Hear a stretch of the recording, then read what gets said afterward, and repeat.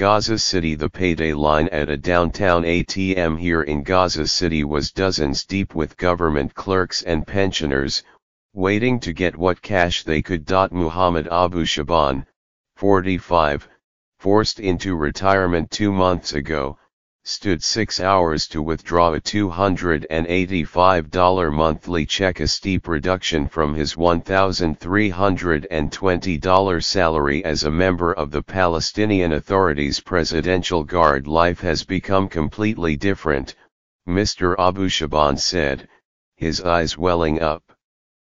He has stopped paying his son's college tuition.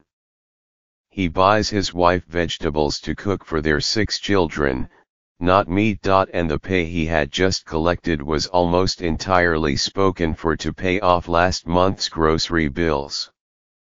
At most, I'll have no money left in 5 days, he said. Across Gaza, the densely populated enclave of 2 million Palestinians sandwiched between Israel and Egypt, daily life, long a struggle, is unraveling before people's eyes. At the heart of the crisis and its most immediate cause is a crushing financial squeeze, the result of a tense standoff between Hamas, the militant Islamist group that rules Gaza, and Fatah, the secular party entrenched on the West Bank. Fatah controls the Palestinian Authority but was driven out of Gaza by Hamas in 2007. At grocery stores, beggars jostle with middle-class shoppers, who sheepishly ask to put their purchases on credit. The newly destitute scrounge for spoiled produce they can get for little or nothing. We are dead, but we have breath, said Zakia Abu Ajway, 57, who now cooks greens normally fed to donkeys for her 3 small grandchildren. The jails are filling with shopkeepers arrested for unpaid debts. The talk on the streets is of homes being burglarized. The boys who skip school to hawk fresh mint or wipe car windshields face brutal competition. At open-air markets, shelves remain mostly full, but vendors sit around reading the Quran. There are no buyers, the sellers say. There is no money. United Nations officials warn that Gaza is nearing total collapse, with medical supplies dwindling, clinics closing and 12-hour power failures threatening hospitals. The water is almost entirely undrinkable, and raw sewage is befouling beaches and fishing grounds. Israeli officials and aid workers are bracing for a cholera outbreak any day. Israel has blockaded Gaza for more than a decade, with severe restrictions on the flow of goods into the territory and people out of it, hoping to contain Hamas and also, perhaps, to pressure Gazans to eventually oust the group from power. For years, Hamas sidestepped the Israeli siege and generated revenue by taxing goods smuggled in through tunnels from Sinai. But President Abdel Fattah el-Sisi of Egypt, after taking power in 2013, choked off Hamas, an offshoot of the Muslim Brotherhood, which Mr. Sisi sees as a threat, by shutting the main border crossing at Rafah for long stretches. Egypt, which has no interest in becoming Gaza's de facto administrator, used that pressure to force Hamas to close the Sinai tunnels for Hamas. The deteriorating situation is leaving it with few options. The one it has resorted to 3 times: going to war with Israel, in hopes of generating international sympathy and relief in the aftermath, suddenly seems least attractive. Hamas can count on little aid now from the Arab world, let alone beyond. And Israel, in an underground barrier project with a nearly $1 billion price tag, is steadily sealing its border to the attack tunnels into Israel that Gaza militants spent years digging. The collapsing tunnel enterprise, in a way, neatly captures where Hamas finds itself, with no good way out. Last year, the Palestinian Authority's president, Mahmoud Abbas, ratcheted up the pressure on Hamas, stopping its payments for fuel for Gaza's power station and to Israel for electrical transmission into the Gaza Strip. It slashed the salaries of thousands of its workers who remained on its payroll in Gaza, even though they no longer had jobs to do after Hamas took power. Those measures forced Hamas into reconciliation talks that kindled new hopes, reaching their peak in a much-heralded October agreement in Cairo. Hamas, eager to rid itself of the burdens of governing though unwilling to disarm its military wing, showed flexibility at the talks, quickly ceding control over border crossings like the one with Israel at Kerem Shalom, and the tax collections there that had provided it with some $20 million a month.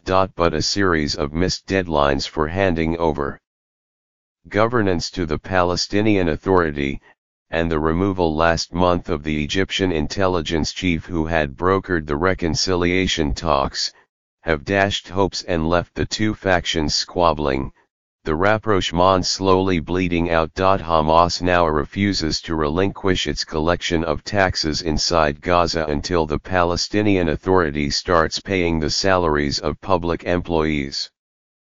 But the authority is refusing to do that until Hamas hands over the internal revenue stream. The most hardline people in the PA believe they need full capitulation from Hamas, including the dismantling of its military, said Nathan Thrall, an analyst for International Crisis Group who closely monitors Gaza.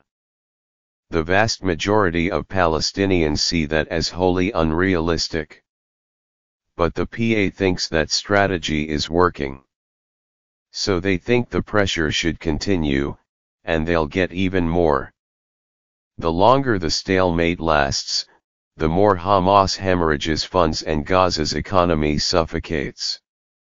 While thousands of Palestinian Authority workers in Gaza like Mr. Abu Shaban were forced into early retirement, and those who remained saw their pay cut 40%, some 40,000 Hamas workers, many of them police officers, have not been paid in months, officials say. As Gaza's buying power plummets, imports through Kerem Shalom are falling from a monthly average of 9,720 truckloads last year to just 7,855 in January, which will only cut Hamas's revenue more. Abu Mazen has punished all of us.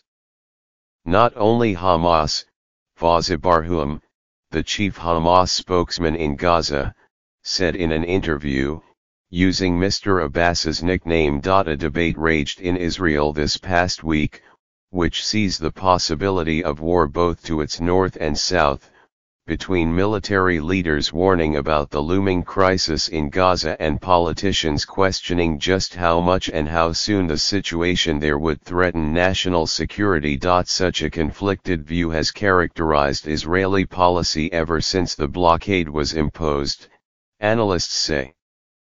As the country sought to protect itself by cordoning off the Strip. But that meant keeping an enormous degree of control over the flow of people, cargo, energy, and international aid across the border, and as it clamps down, the resulting social harm in Gaza can blow back against Israel. Nowhere is that more palpable than just across the border in Israel, where soldiers patrol close enough to wave at the Hamas militants eyeing them from watchtowers, and commanders talk of Gaza's unemployment and poverty rates as fluently as of their battle preparations. Brig. Gen. Yehuda Fox, who leads the Army's Gaza division, recently showed Hamas and Islamic Jihad tunnels discovered and destroyed in the past few months.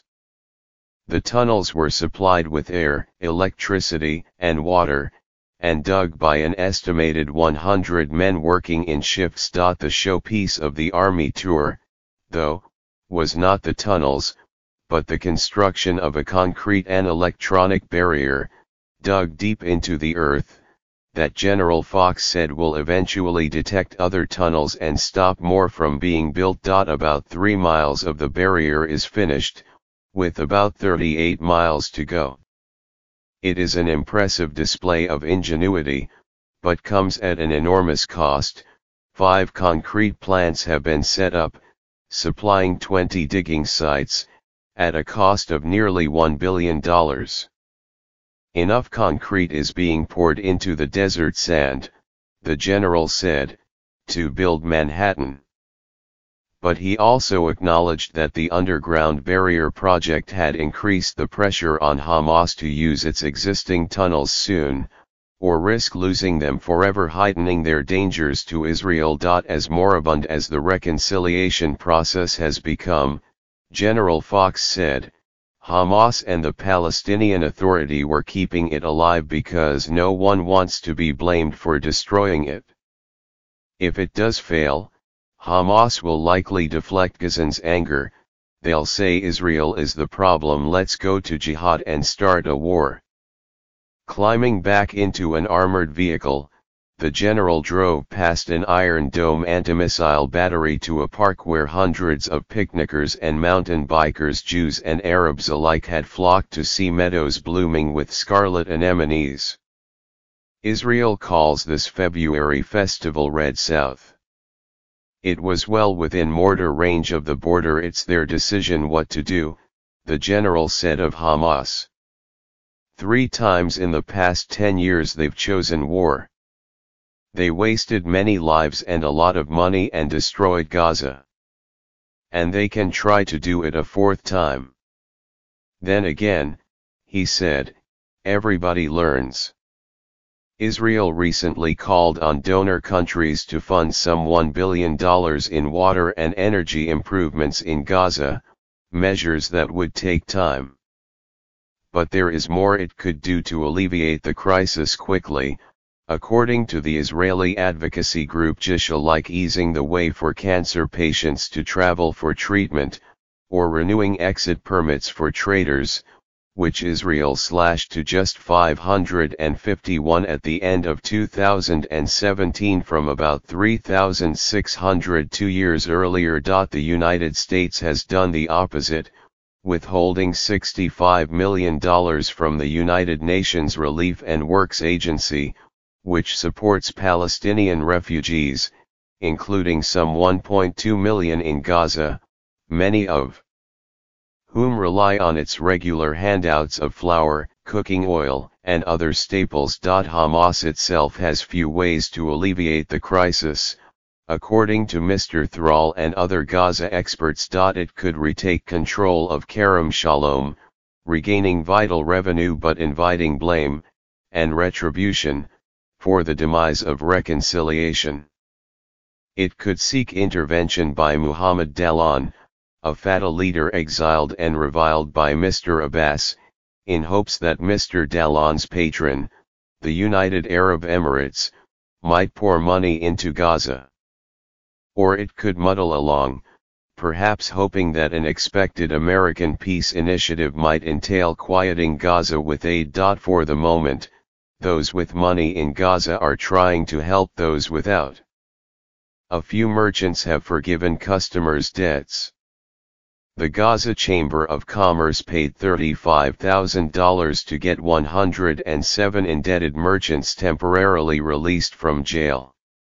A donor gave 1,000 liters of fuel to a hospital for its generator. But the fuel quickly ran out. Gestures only help so much.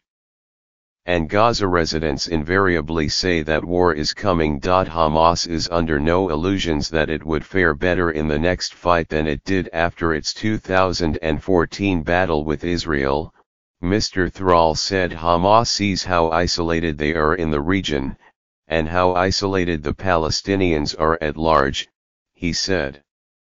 Before, in wars, they could hope to light up the Arab street and pressure Arab leaders. But in 2014, there was barely a peep, and now it's even more so. Still, whether out of bluster or desperation, Gazans both in and out of power have begun talking openly about confronting Israel over its blockade in the kind of mass action that could easily lead to casualties and escalation. A social media activist, Ahmed Abu Ardama, is promoting the idea of a great return, a peaceable encampment of 100,000 protesters along the Israel-Gaza border. Mr. Barhoum, the Hamas spokesman, envisioned 1 million or more Gazans taking part, though perhaps not so peacefully. One way or the other, and explosions coming, said Mr. Abu Shaban, the cash-strapped Palestinian Authority pensioner. We have only Israel to explode against. Should we explode against each other?